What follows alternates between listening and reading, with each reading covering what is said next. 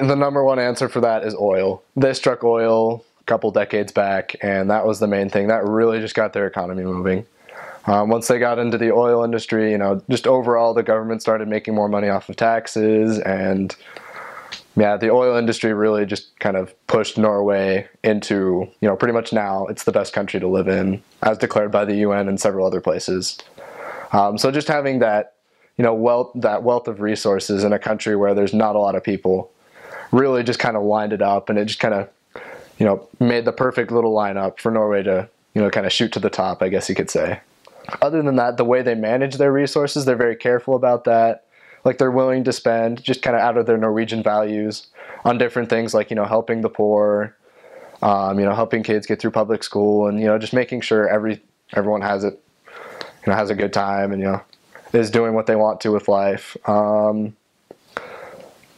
than that, yeah, they constantly argue too over politics. I was surprised at, how big of a thing politics is elsewhere in the world, but that was just me kind of being an uneducated American. I was actually surprised, kind of. I'd hear people complain about, there's too much poverty in this country.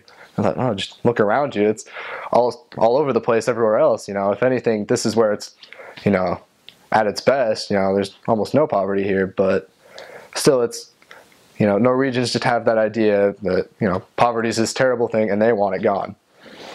And so, they were just blessed with that abundant resource that, they've struck oil and, it's all over the place up there. And they're just going to, use their money to make sure everyone in the country is, at their best and, pretty equal. They have this cultural thing. It's based off of something written in a Norwegian play. It's called Janteloven. And it's kind of this idea, like, it's more so just kind of like an ethical code of, you aren't really any better than anyone else. It's just, we're all really good.